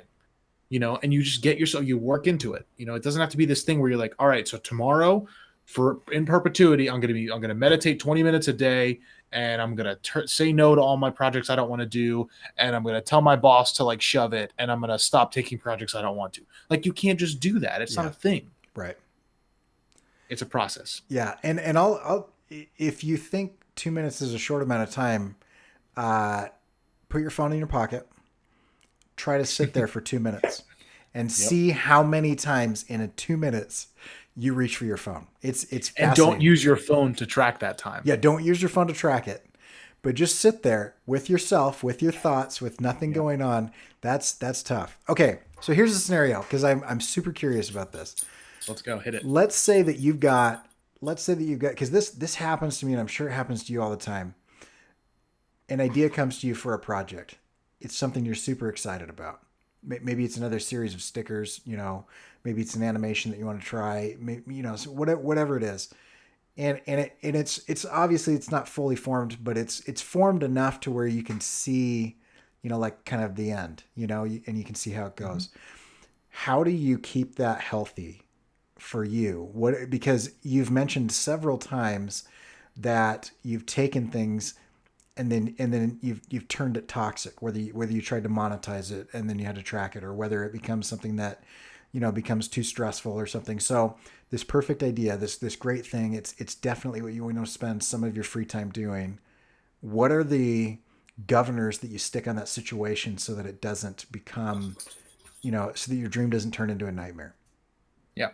So the single best thing I ever did, and I can actually show. I started carrying this little tiny thing, Okay. and all this is a pen with a notebook inside, Yeah. right? And anytime I have, by the way, shout out to Cameron. That's his bomb sticker. It's super awesome. Awesome. Anyway, um, what I started doing is anytime I have one of these ideas, number one, this book comes with me 24 hours a day. It's always in my pocket. It's small. It's in this leather case so the paper doesn't like fall apart. The pen is with it, and that was the most important thing to me because I never carry a pen, Right. right? And so anytime these like random ideas come up, I open a page, I write down whatever it is, and on the first page of that notebook is an index. It's just 1 through 48. There's 48 pages in this book, happens to be, and I write down idea about sticker for later, and I just put it in there because if I can get the idea out of my head and onto something physical that I can check later, I've created a process for myself where I consider that enough. Right? It's logged somewhere. That way I won't forget it. Because my biggest thing is like, I'm going to forget. Like if I don't do this now, if I don't work on this thing now, I'm not going to remember. And then in a week or so, if it's still eating at me, then it's a sign of like, maybe you should work on that. Okay. Maybe that's something you should actually flush out a little bit more. But there's plenty of stuff that I'll be like, this is the coolest idea ever. I should do this right now. And I'll write it down. And then I'll close the book. And then like in 6 months, when I finish the book and I got to look at it, get a new one, I'll flip back and be like, oh man, I thought that was going to be a good idea. Oof, glad I didn't spend time on that. Or I'll be like, oh, that's actually kind of cool. And that ties into this other project I actually worked on 2 months later. And that was just my brain trying to process through the idea in its rawest stage, and there's some tangential relation. So it's given me this log of like things. And what I start to do is I pretty much go through one, and these happen to be field notes. The Aaron Draplin's field notes books, and I use the ones that are the dot lined because you can make notes, you can draw, you can do all the things inside without having to worry about lines and whatever. But what I've started to do is I pretty much run through one book in 3 months is generally my duration. And when I'm done with it, I'll scan it in and I'll save it to my iCloud space so that I can access it on my phone. So if there's ever a time where I'm like, I can't remember that idea, but I remember it's in this book, like I can flip back to my index pages and be like, that's where it is. And I'll go and jump in. Or like if I'm at, a creative mornings talk or in a client call or whatever, all that stuff goes in the same notebook. Everything's in one place. And that way I can jump back when I need to this index page, find what I need, re-pull the idea, get myself back into the headspace and do whatever I needed to do. But the point is that manual recording of whatever it is onto this piece of paper is enough for my brain to say, you've done work on this, you can let it go because you've captured all you need to capture. And sometimes like it's one line, sometimes it's 3 pages of notes. There's not I don't set myself a limit in that respect, but I'll get everything out I need to, that to get me to the next step. Like there was a project that I got an email from a couple guys that often bring me in to do some brand work for their clients. And they were like, hey, we have this idea. Here's the company name. Like they're ready to go. What's your schedule like? And my first response was, I can't do it in the timeline you want. How about extending it later? Are you open to that? Send it back. They didn't respond, in the first couple days, but I had an idea in my head based on what they told me. Right. Mm-hmm. So I jotted it out. I even doodled some mock-ups of the aesthetic that I, would have maybe executed on later, closed the book, ideas logged, right? They emailed me a week and a half later. Hey, so sorry.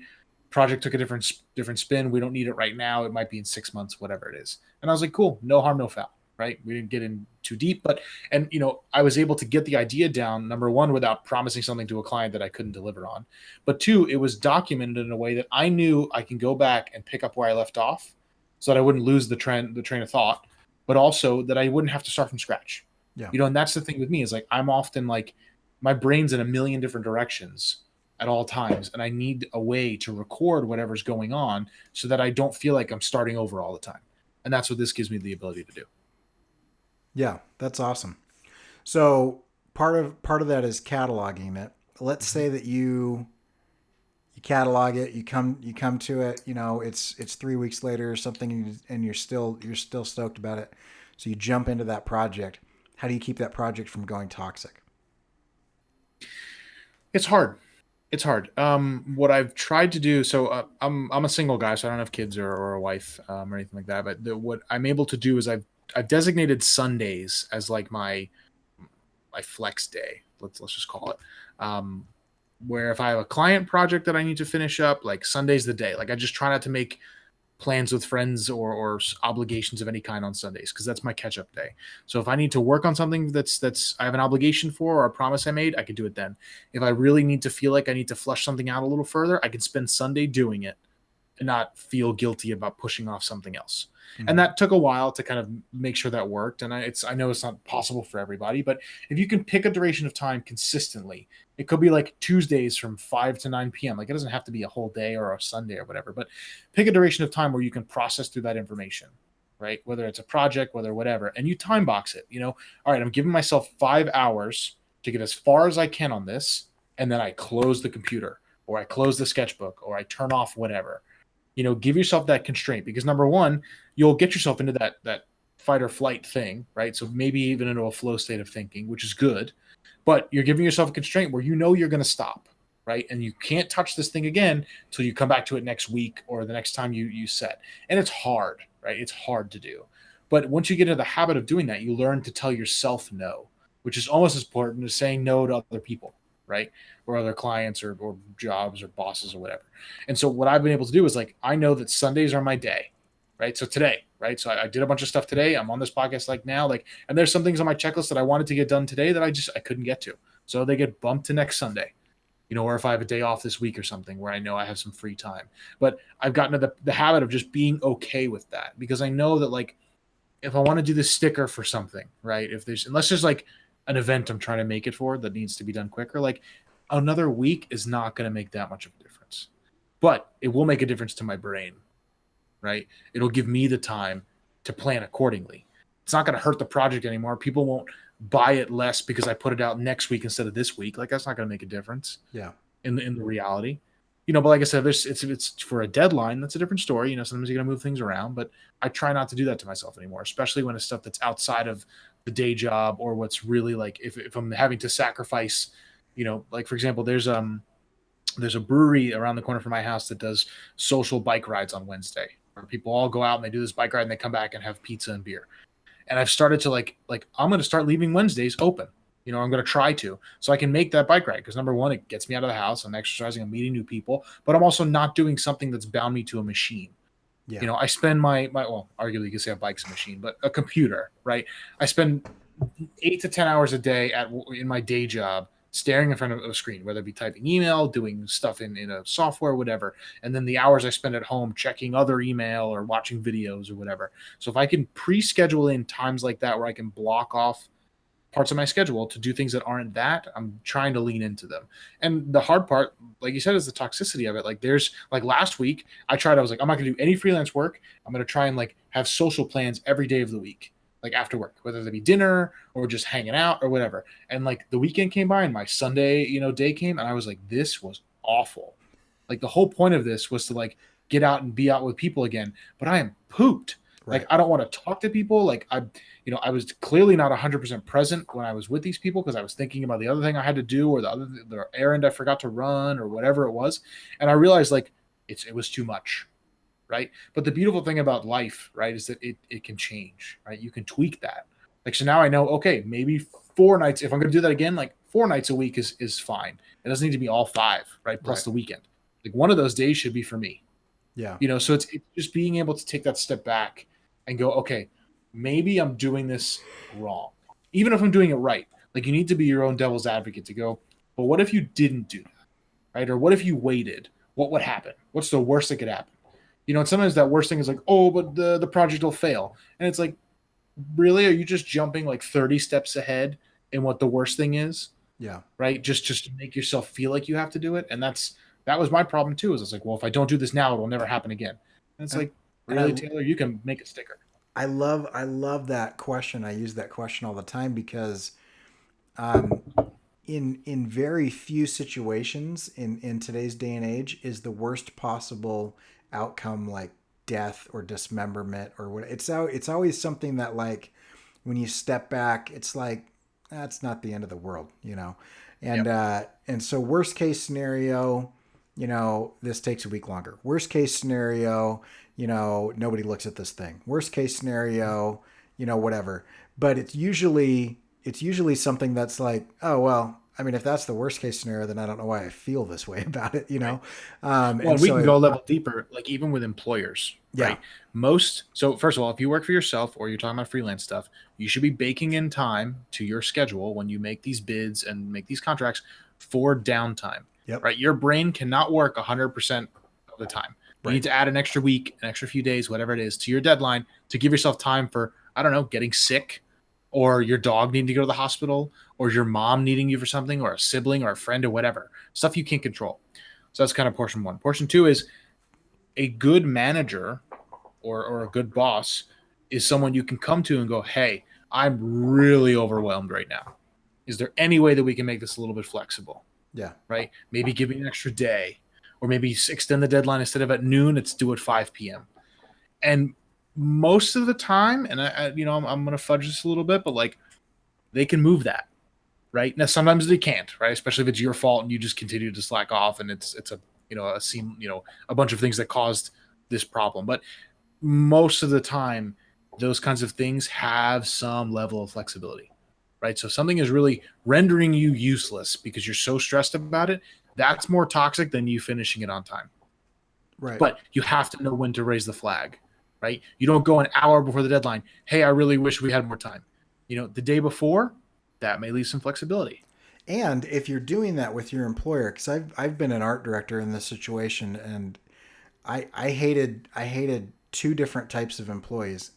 The one type of employee that I hated was the person who was just lazy, right? And I called them the voice activated designer, where I had to go over there and tell them, I need you to do this now. I need you to do this now. I need you to do this now. That drives me nuts because I want somebody who's proactive, problem solving. They see the team goal, you know, and they pitch in and they come to me with stuff and saying, hey, I noticed that this is something that I could do, right? So the whole voice activated thing drives me nuts. The other side of the equation that drives me nuts is the person who says yes to everything and doesn't communicate their boundaries to me, because as the lead in that team, I'm going to keep giving the team stuff until, not because I'm trying to break them, but because I don't know where everybody's envelope is and I've got to get stuff done. And so I'm managing, 40 different things. And so I don't have the time or even the ability, to empathize with each person's situation. So I just say, I need you to do this. Can you do this? Can you do that?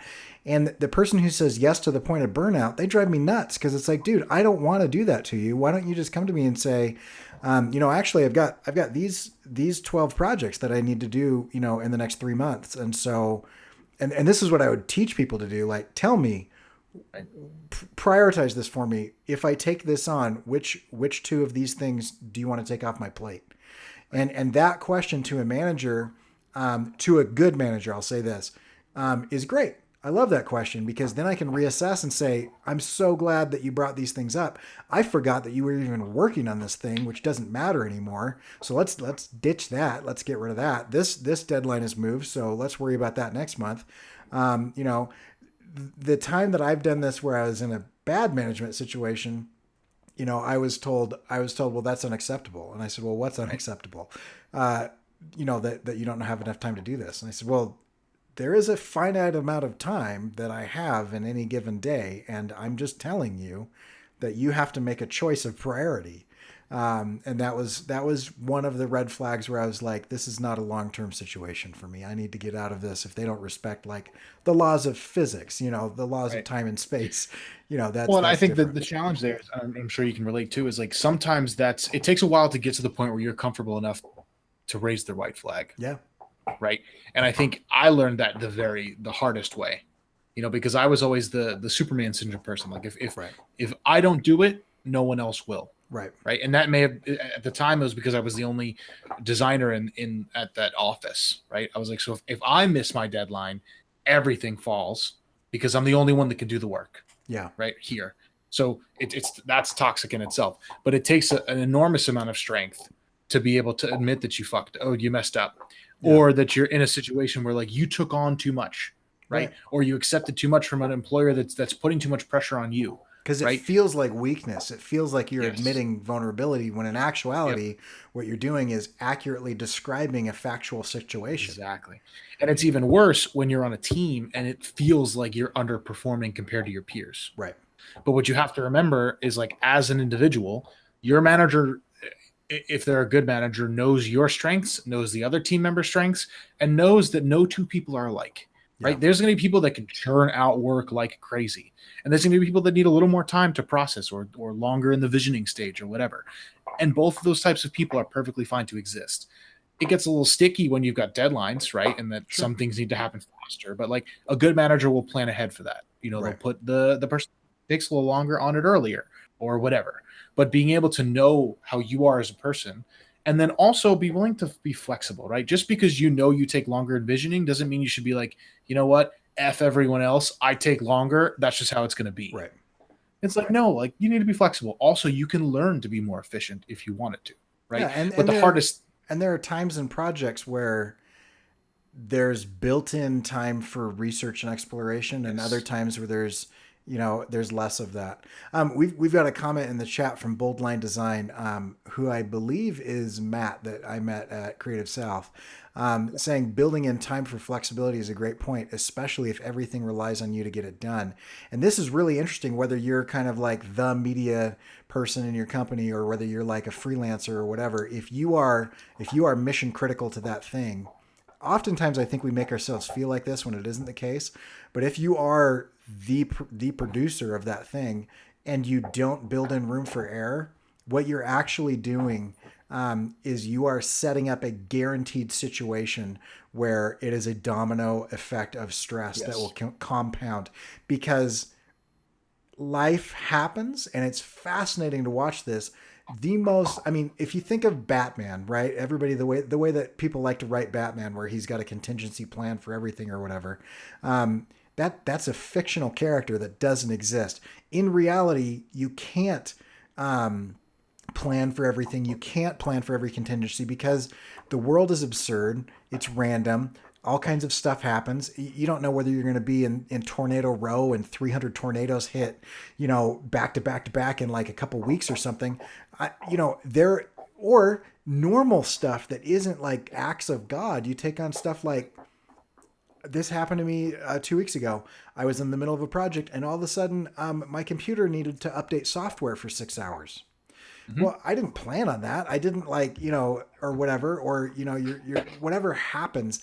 If you don't build in that little bit of a cushion, it is 100% guaranteed to compound, and it might not be a huge deal on the first project or the second project, but if you lose a little bit on each thing and you have no room for error, then by the time you get to that fifth, sixth, seventh, whatever task project thing that you're doing, it has now spiraled out of control. You're operating on, working 90 hours a week, and it's super crazy. And so I love that you say that, because it's really hard for us to do, because it feels like admitting weakness. And I just did this the other day, where I had a buddy call me up for a charity I did. And if you're looking at my stuff on Instagram, it's the giraffe logo that I just finished. But he called me up and he said, "Hey, when can you get this done?" And I'm thinking, I don't know, I could probably knock this out in like 6 hours. And before I said that, like that little warning in my brain, because I've done this enough, said, "Give yourself a few days to do this."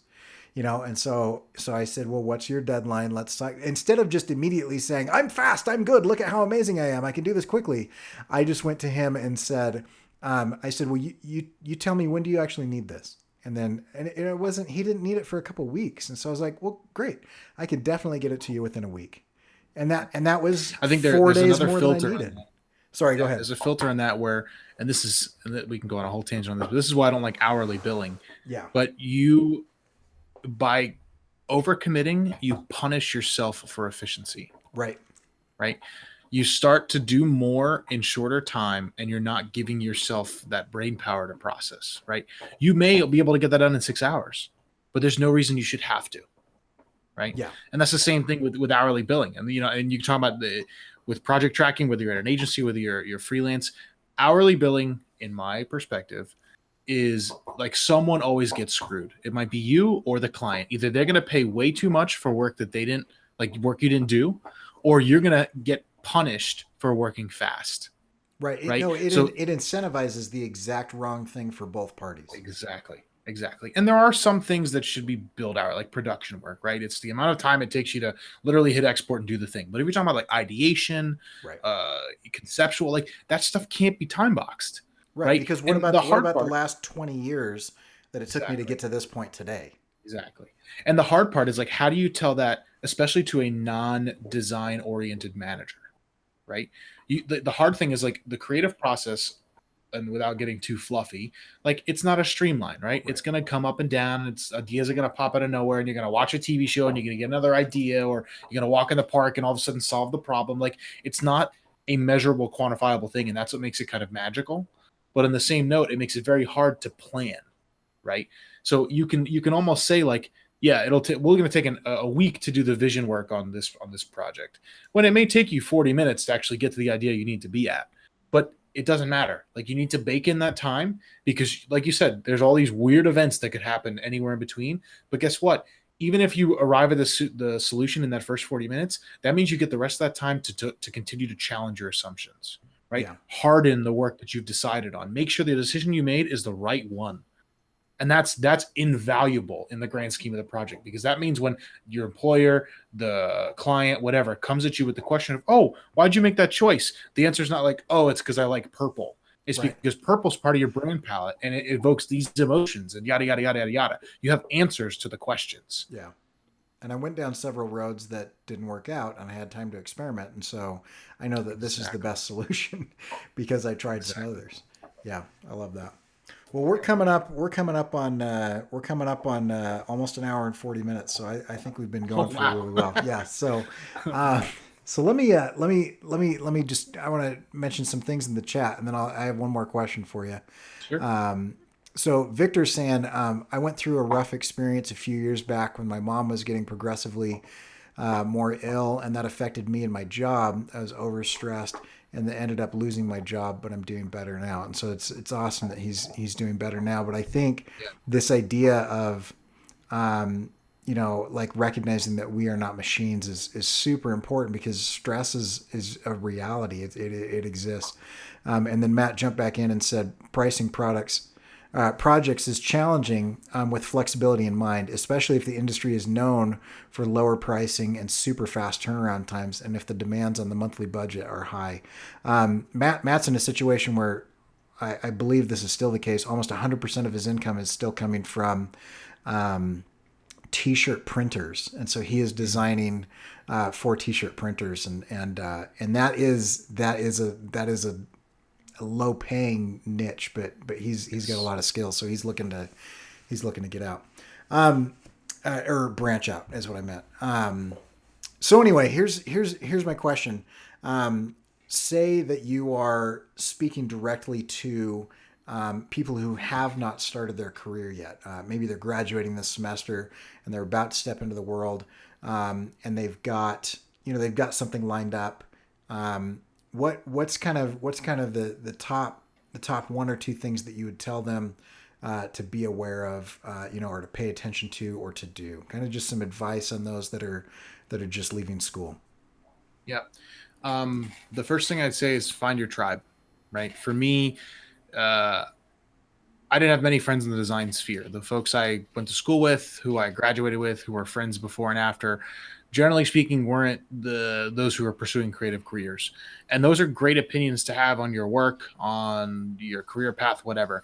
But there's something magical about being able to look at the person across the coffee table from you and talk about the CMYK values, and they know what you're talking about, Yeah. right? Um, misery loves company, if you want to go with something cliche, but like there's a bajillion reasons why you need to find other creative people to be able to talk to be able to ask advice from, to help yourself, to help them. So my first thing is find your niche, find your group. that maybe people you graduated with, maybe people outside, maybe coworkers, and maybe your local AIGA chapter. It may be something you have to seek out and start yourself. But either way, find people and nurture those relationships. And probably the second thing is don't be so hard on yourself, right? I think I gave myself a lot of pressure. I mean, I still give myself a lot of pressure about like things I need to get finished at a certain time, or things like this is a perfect example. We were just talking when we were setting this up. I was like, hey, you should probably take animator out of my description, Right. right? Like that is unnecessary. Like I've been playing.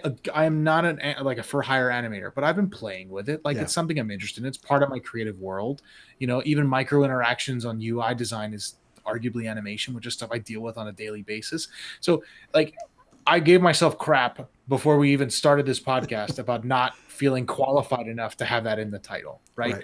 Which is stupid. And I think it's well, let me back up. It's natural. It's Yeah. needed because it makes you a humble person.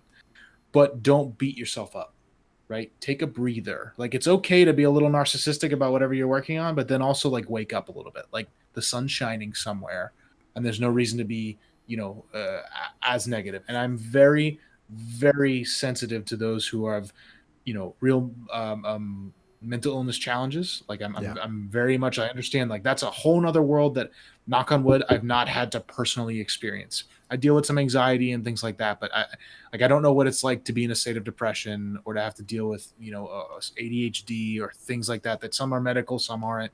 The beautiful part about AFib is I've started to realize what it's like to not be able to wear your illness or your problem, right? It's not something people can see. Right.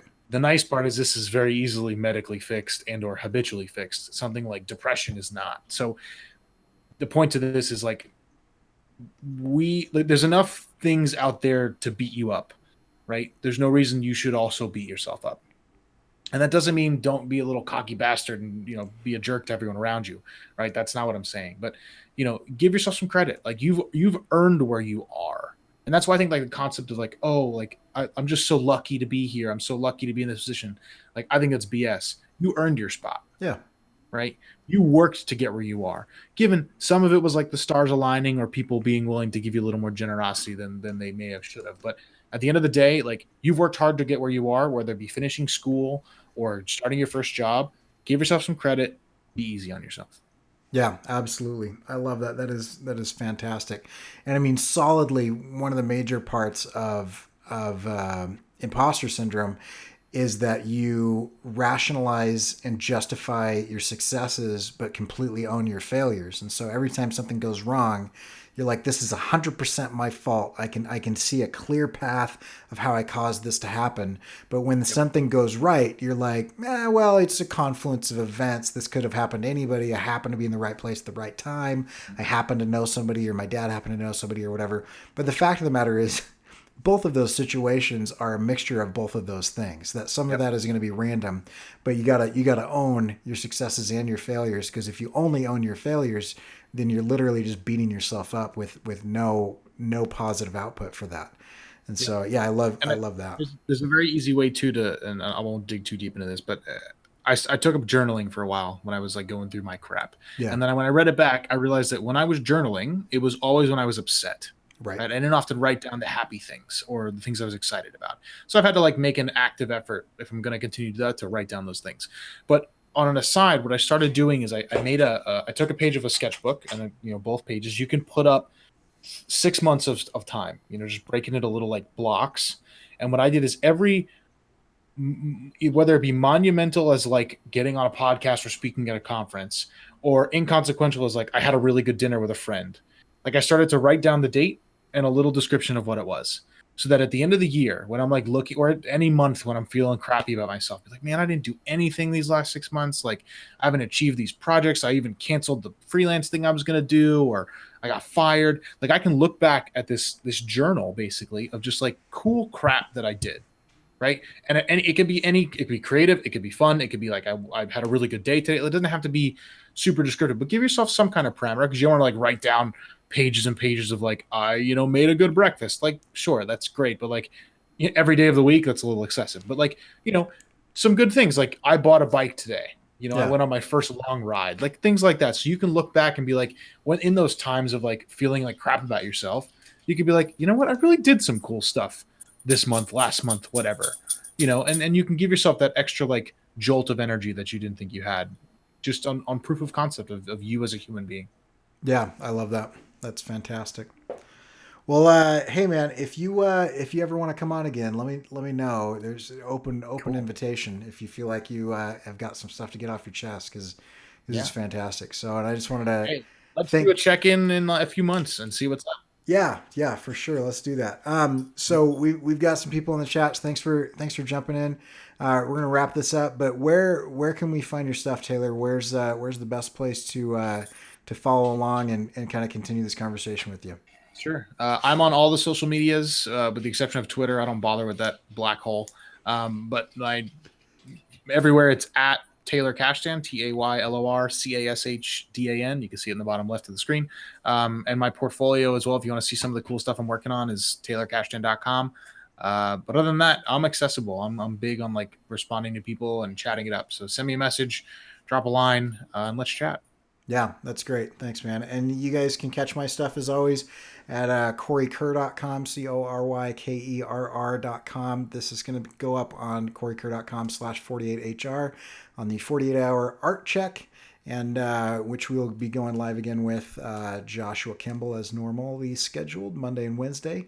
Thanks for tuning in, and we'll catch you guys in a couple days.